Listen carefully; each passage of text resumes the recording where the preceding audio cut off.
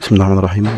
في هنا قدامي مبنى اهوت، بنخش في تفاصيل المبنى كده. دي غرف زي ما احنا شايفين، في طرقات اهيت. يعني لو هنيجي كده،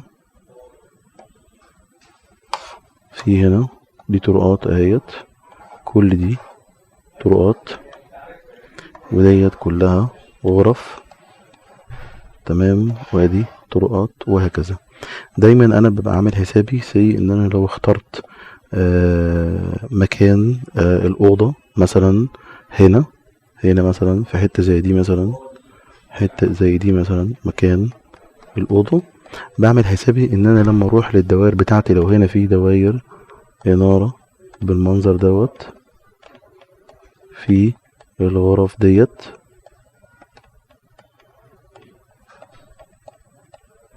بعمل حسابي ان انا عشان اوصل دايرة ما، وليكن ديت كده دايرة مثلا، يعني دي كده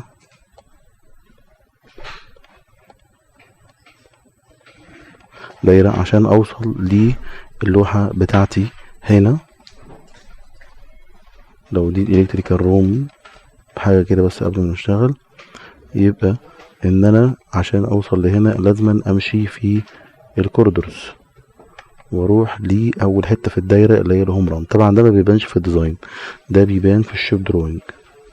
تمام، ده بيبان في الشوب دروينج.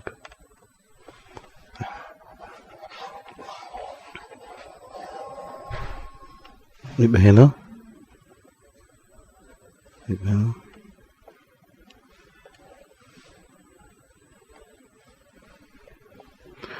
يبقى هنا الهوم ران بيترسم كده في الديزاين، لكن لما بنيجي نشتغل الشوب دروينج الموضوع بيتحول، لان الهوم ران ده بيتمسح وبنيجي نشتغل كده.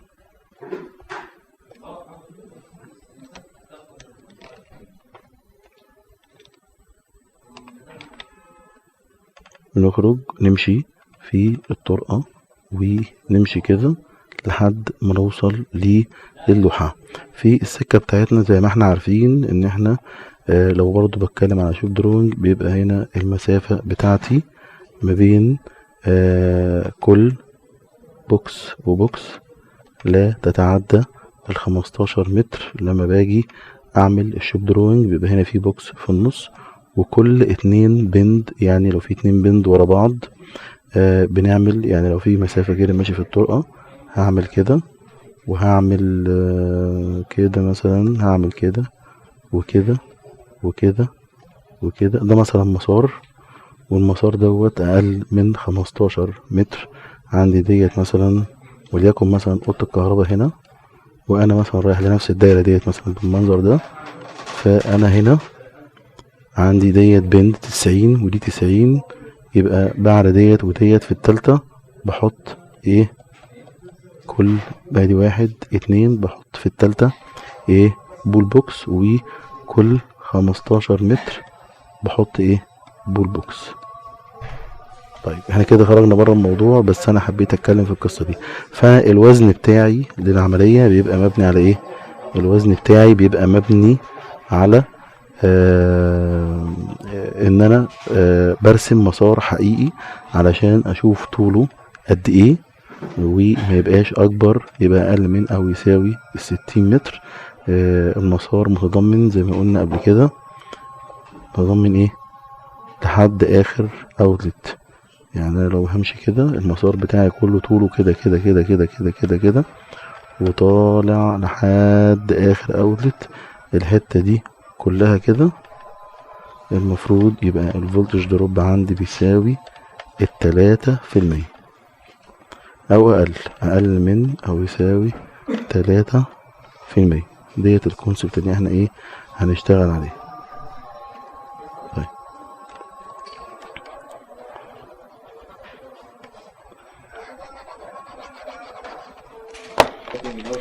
برضو الحتة دي برضو حابب ان انا اتكلم فيها. ان انا لو عندي كشافات هنا، خلينا نرسمهم تاني بالاصفر زي ما كنا راسمين. كشافات هنا كده كده صفراء اللي هو الايه الكلور بتاع دي. و مجموعة من الكشافات هنا، مجموعة من الكشافات هنا، مجموعة من الكشافات هنا كده. عايز بس ايه اوضح حتة، فدول مثلا على دايرة، دول على دايرة فيهم رن رايح للوحة، دول على دايرة ماشي،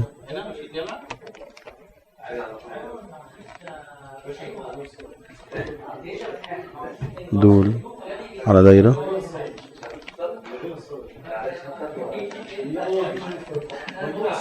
ودول على دايرة، دول على دايرة فيهم رن هنا، في هنا هم رن هنا، مشاور على اللوحة اهو، ده هم رن، دول كده على دايرة، ده هوم ران. طبعا السهم بتاع الهوم ران بتاعي مشاور على مكان اللوحة. طيب دول كده على دايرة ماشي، ادي الهوم ران. دول ده هوم ران، ده هوم ران، ده هوم ران. دول كده مع بعض على دايرة، ده هوم ران. ده هنمسح دوت هوم ران، دول على دايرة، ده هوم ران. افترض جدلا يعني اي ترتيب عشوائي للدوائر. لو هحول دول لشوب درونج احولهم ازاي؟ باجي جوه الديزاين بمسح الكلام ده، بمسح الهوم ران ده كله ماشي كده ماشي، وباجي باخد المسارات بتاعتي واطلع كده اسافر للوحة اهوت. همشي كده في الطرقة، همشي كده ماشي، ونرسمها برضو بشكل ادق شوية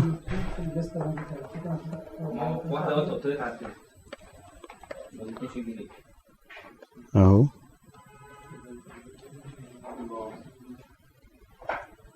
خليه رافع خط شوية،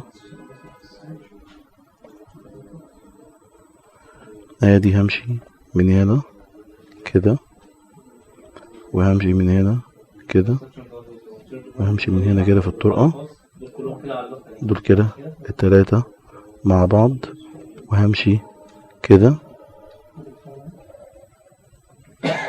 وهعمل قطع كده، وهمشي اروح للغرفة عشان اقلل زحمة المواسير، وهوصل للوحة كده. هنا بقى في سكتي في الحتة دي بشوف كل 15 متر بحط بول بوكس، كل 15 متر بحط بول بوكس اهو، 15 متر كل 15 متر بحط بول بوكس.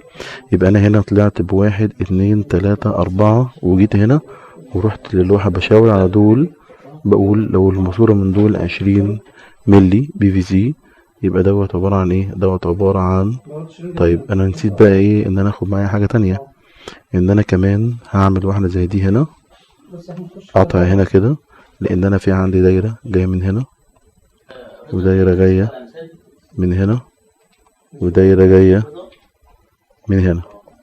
التلاتة دول هيجوا هيخشوا هنا كده، هيخشوا هنا، هيخشوا هنا. دول عددهم كام في الاخر؟ اما هعدهم هيبقى عندي دول 4 مواسير ودول 3 مواسير، يبقى دول كده 7 كوندويت فاي 20 ملي بس. دوت الايه الدايمتر بتاع الماسورة. تمام. هعمل السيناريو ده برضو نفس القصة هنا اهو، هاجي هنا كده، دي دايرة خلاص كده كده. ممكن اعمل كده وانزل، او ممكن اعمل حاجة تانية ان انا احاول امن الشغل شوية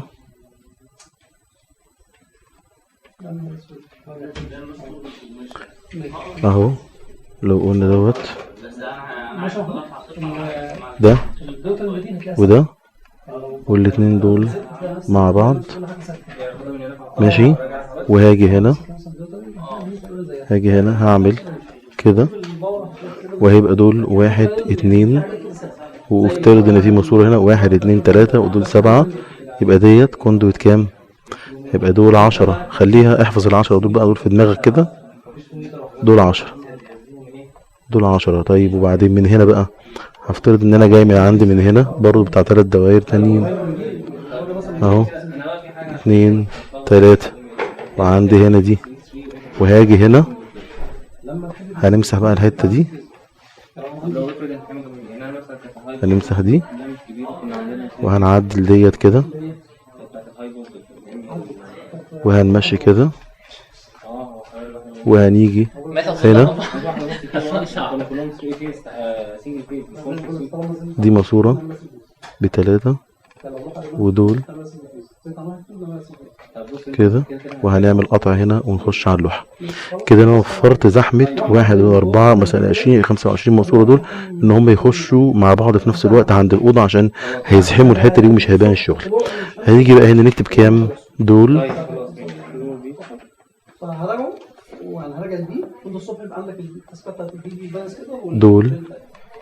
دول كتب عليهم بنفس الصيغة دي، دول 3 كوندويت، دول بنفس الصيغة ديت 3 كوندويت، ودول 7، يبقى 7 و3 و3، يبقى هنا كده هيتكتب ايه 13 كوندويت ماشي، فاي 20 ملي.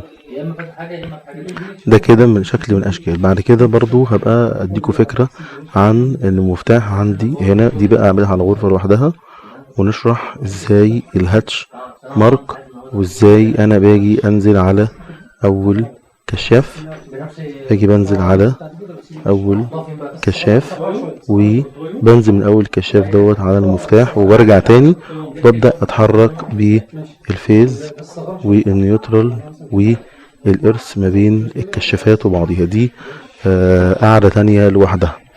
بس دلوقتي الجنرال الدنيا هتبقى ماشيه ازاي. طب لو عندي بقى البلان ده، افترضت ان كل الكشافات ديت، وافترضت ان كل كشاف دي دولا برايز، نفس القصه بالظبط، كأن ده مخطط فيه برايز، نفس القصه بالظبط، نفس المعامله ماشي. بس الفرق ان الكشافات هنا المواسير اللي بالماجنتا دي ماشيه في الخرسانه ماشي، وبتنزل للكشافات الصفرا ديت بفليكسبل عن طريق بوكس في فيديو هنشوفه يعني. الفيديو دوت موجود في محاضرات الريفت. هنيجي هنا لو افترضنا ان البرايز دي هنشيلها، الانارة دي هنشيلها خالص كده، دي غرفة هي تجربة. وهنا هنفترض جدلا ان انا عندي هنا ده مخرج سوكت، وده مخرج سوكت، وده مخرج سوكت، وده مخرج سوكت، وده طبعا عند الباب هنا مش هينفع، هنقول مثلا وده مخرج سوكت. فباجي امشي المواسير دي خلاص، ديت المواسير ديت ايه، المواسير دي امبيدد في ايه، في الكونكريت سليب، كونكريت سليب اللي هو مدفونة في الخرسانة اللي هي ال20 مللي ديت. وطبعا ما انساش ان انا اكتب عليها BVC.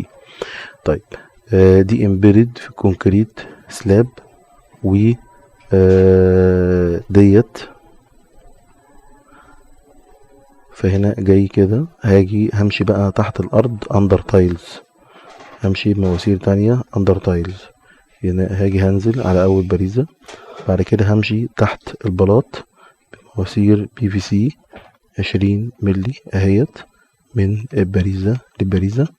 واحيانا لو عندي باريزتين على نفس الحيطة بمشي جوه الحيطة، يعني كده لو عندي باريزة هنا نفس اللون دوت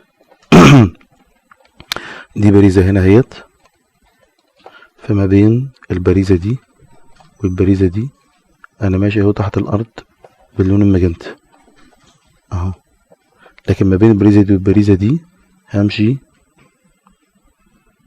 ايه جوه الوول، هنديله كلر مختلف بماسورة PVC جوه الوول. تمام، همشي جوه الوول بماسورة ديت هنا، يبقى ديت ماسورة اندر تايلز PVC 20 ملي متر، وديت ان وول او embedded ان وول 20 ملي PVC. يبقى الاختصار بتاع القصة ان انا بمشي زي اللي انا عملته في الاناره، هو اللي انا بعمله في البرايز، بس الفرق في لما بخش في الغرفه اللي فيها برايز بتبقى التوزيع تحت الارض، لكن في الاناره بتبقى التوزيع معتمد عليها ان هي فوق السقف.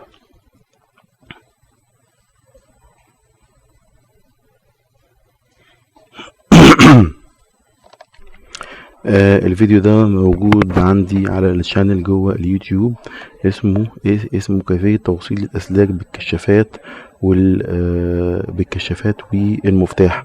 ده المفتاح ودي الكشافات، وفي عندي جزء مدفون في السقف، وفي عندي جزء اكسبوزد. لما تشوفوا الفيديو دوت هتشوفوا الفيديو ده هتعرفوا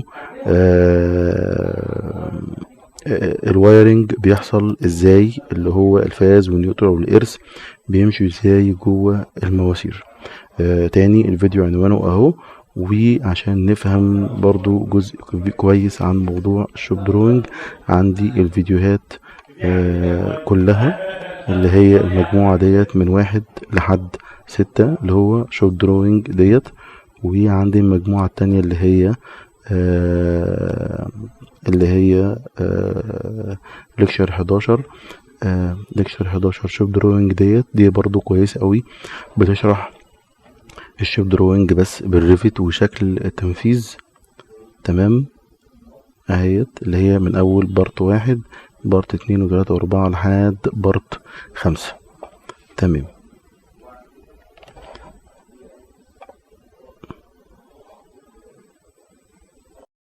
ديت ال LB، وديت اسف ديت الانارة، وديت الBB البرايز. يبقى عندي اهم حاجة دول اللي هم هيظبطوا لي دوائر الانارة، دوائر الانارة والبرايز اللي هم اللي هم السلك بتاعهم ثابت. اهم حاجة ان انا ظبطت الزوننج بتاعتي ديت على الحاجة اللي هي السلك بتاعها ثابت. لكن بالنسبة لووتر هيتر او اتش فاك او مكنة سبلت كل الحاجات ديت السلك بتاعها بيبقى مختلف، لكن دوائر الانارة المشكلة فيها وهي بتعمل لي ليميت للزوننج بتاع اللوحات، لان سلكها بيبقى ثابت في السنجل لاين دياجرام او في البانل سكادول. ماشي، فهنا اهو دوت كده الشغل بتاعي، وزي ما قلنا الشغل بتاعي بيبقى حركته المين هوم ران بيبقى في الطرقات اللي هي علشان الصيانة، لان حضرتك لو عايز توصل لدايرة هنا وعملت لي كده، عايز توصل لدايرة هنا وجيت قلت انا همشي كده هختصر المسار وهمشي كده واروح هنا كده، يبقى كده حضرتك علشان تركب المواسير ديت لازم تخش الأوضة دي في مرة بروفة بقى كده، لازم تخش الأوضة دي في مرة عشان تركب الجزء ده، وتخش الأوضة دي في مرة عشان تركب الجزء ده، وتخش الأوضة دي في مرة عشان تركب الجزء دوت، وجزء في الطرقة. لا، الحاجات كلها لو هي الماسورة موجودة في الطرقة من الأول خالص تقدر تشتغل عليها وتركبها في الطرقة بسهولة. دي حاجة تانية بقى، سيبك من موضوع التركيب اول مرة. موضوع الصيانة، لو عايز يعمل صيانة عشان يتعامل مع الماسورة اللي معدية على كل الاوض ديت، المفروض منه ان هو يخش برضو الاوضة ديت يخش الأوضة دي ويخش الأوضة دي ويخش الأوضة دي عشان يعمل صيانة ويتبع مكان الفولت. فإذا السوليوشن بتاعي إن أنا أتحرك عشان أوصل لدايرة بتاعتي أتحرك فوق ورا، في دوت ملغي تماما.